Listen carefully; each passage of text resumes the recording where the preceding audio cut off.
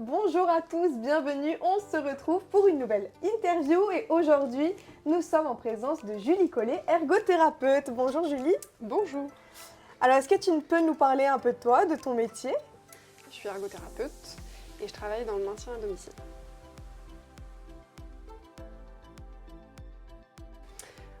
Généralement, le matin, j'accompagne les équipes d'aides-soignantes sur différentes interventions. Alors, soit en fait, on me sollicite, soit c'est les aides-soignantes qui me sollicitent pour des bénéficiaires avec des problématiques spécifiques, ça peut être des problématiques de transfert, de manutention, d'aide technique, etc.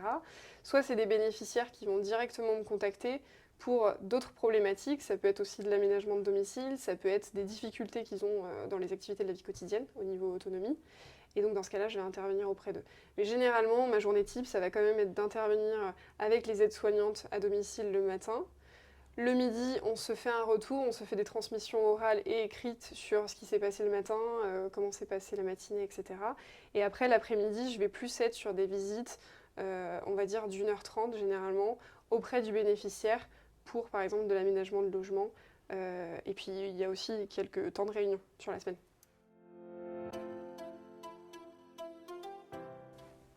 Ce que je préfère, c'est le contact avec les gens. C'est-à-dire que ce soit les aides-soignantes ou les aides à domicile auprès de qui je travaille ou les bénéficiaires, c'est vraiment de pouvoir échanger sur les problématiques qu'ils ou elles ont et en fait de réfléchir ensemble sur comment est-ce qu'on peut améliorer l'autonomie de la personne, sur comment est-ce qu'on peut diminuer les difficultés du professionnel de santé qui va intervenir à domicile, dans un contexte aussi du domicile qui représente l'environnement en fait, écologique de la personne, donc en fait dans lequel elle a toutes ses habitudes de vie, etc. Par exemple, une fois on m'a déjà sollicité pour une problématique d'escarre au niveau du talon, chez une dame qui vivait avec sa sœur à domicile.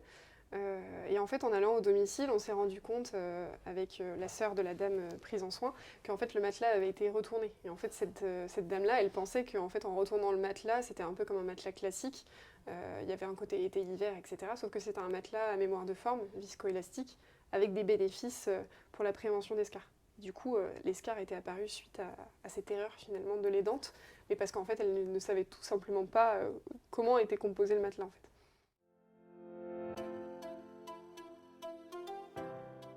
Euh, Ce qui va me motiver, ça va être par exemple le retour des équipes sur les choses qu'on a pu mettre en place au domicile, sur le fait que ça va être beaucoup plus facile d'accompagner la personne dans sa mobilité parce qu'on aura mis en place par exemple une aide technique, un guidon de transfert ou ce genre de choses, de former les équipes aussi et qu'en fait elles me fassent des retours positifs en disant voilà, là on a appris des choses, c'était top, est-ce que tu pourrais pas plutôt nous former là-dessus, etc. Mais qu'on travaille ensemble dans cet objectif-là.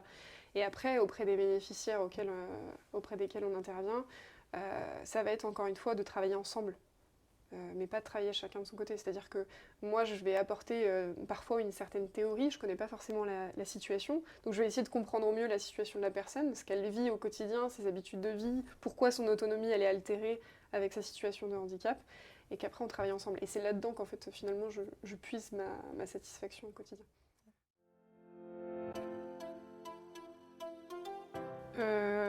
Je pense notamment à une situation d'un couple où la dame a toujours une maladie de Parkinson et en fait avait des difficultés à rentrer dans son lit conjugal.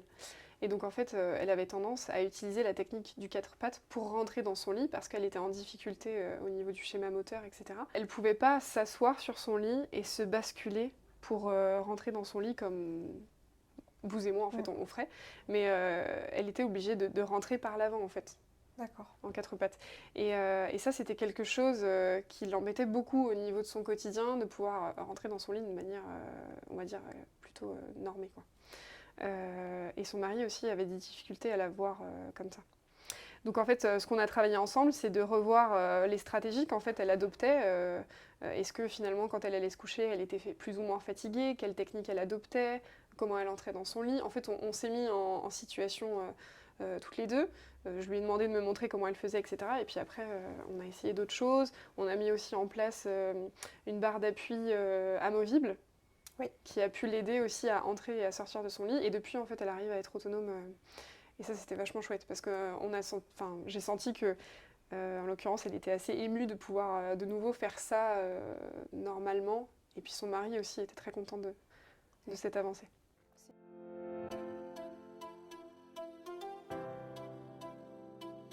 Je dirais que c'est qu'en fait, à domicile, il y a tout un étayage autour de la personne. C'est-à-dire qu'en fait, il y a différents services.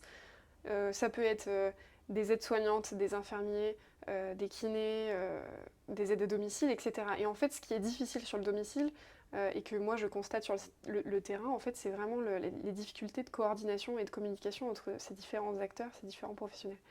Et en fait, sans cette coordination, on n'arrive pas à faire vraiment un accompagnement de qualité auprès de la personne à domicile. Et là-dessus, on rencontre des obstacles sur la communication entre les services. Après, je dirais aussi que les habitudes de vie sont très très solides, sont très très ancrées, surtout chez le sujet âgé. Et des fois, il y a nécessité de changer les habitudes de vie en fait, pour que la personne retrouve de l'autonomie. C'est quelque chose qui est difficilement entendable des fois, que ce soit pour la personne aidée ou pour son conjoint aidant ou l'entourage proche.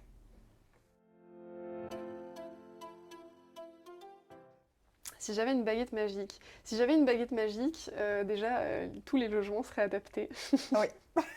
On n'aurait que des logements de plein pied avec des portes ayant une accessibilité fauteuil roulant, déambulateur, tout ce que tu veux. Et puis on aurait aussi des personnes qui connaissent peut-être le métier d'ergothérapeute et en fait aussi toute cette coordination entre les différents professionnels. Il y a déjà pas mal de choses qui existent au niveau des projets pour rapprocher les professionnels de santé, pour qu'ils travaillent ensemble, etc., que chacun connaisse les missions de chacun. On tend vers ça en fait. Donc déjà, c'est pas mal.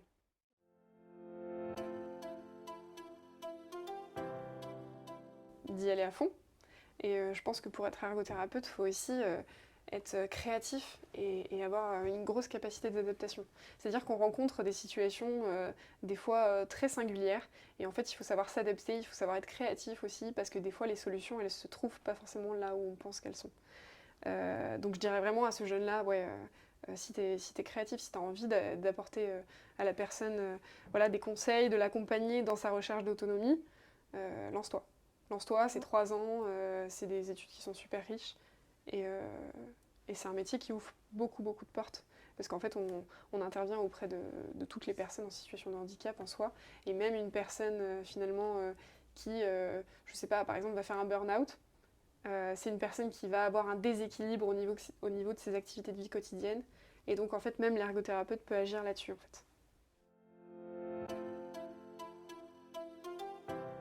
À la sortie de mes études d'ergothérapie, je me suis dit que je me dirigerais davantage vers le sujet adulte, voire âgé. Parce qu'en fait, à travers mes stages, j'arrivais plus à me projeter sur ce genre de public. Après, la personne âgée... je trouve que c'est un secteur qui tend à se développer là aussi, mais en fait on a quand même plein de problématiques sur en fait, une population qui devient de plus en plus vieillissante.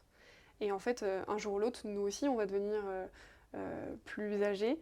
Et donc forcément, je trouve qu'il y a pas mal de choses à faire là-dessus au niveau de l'autonomie. C'est des personnes qui n'ont parfois pas de pathologie, parce que la vieillesse n'est pas une pathologie, mais qui en fait perdent en autonomie due à la vieillesse des fois, en fait, simplement.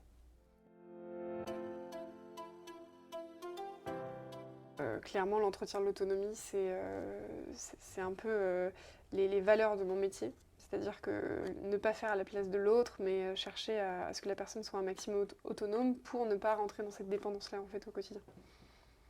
C'est ça. Donc solliciter les capacités. Après la prévention des TMS, donc des troubles musculo-squelettiques, là c'est les actions que je vais avoir auprès des aides-soignantes sur la formation des aides techniques, sur les gestes et postures, sur les accompagner sur des situations complexes. Les aides-soignantes et les aides à domicile, parce que les aides à domicile aussi sont amenées à faire de la manutention manuelle, du port de charge, etc. Après, la prévention de la chute, moi en l'occurrence, sur du domicile comme ça et sur des visites à domicile qui vont être ponctuelles, je vais surtout agir sur l'environnement. C'est-à-dire que la personne, elle réalise des activités de la vie quotidienne dans un environnement donné. Comment elle réalise ces activités-là ? Est-ce qu'elle se met à risque de chute en fait, dans ces activités-là ? Et est-ce que l'environnement facilite aussi ? Voilà. la formation, je fais des formations auprès des aides à domicile et des aides-soignantes. Et puis, je crois que j'ai tout résumé.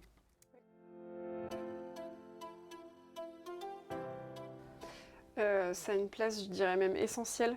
C'est-à-dire que l'ergothérapeute peut utiliser des moyens de compensation pour compenser le handicap à travers des aides techniques. Là, en l'occurrence, sur ce secteur-là de domicile, je peux difficilement faire du suivi de personnes, comme ça va être le cas, je ne sais pas, par exemple en centre de rééducation, où là, on va travailler plus sur de la rééducation, etc.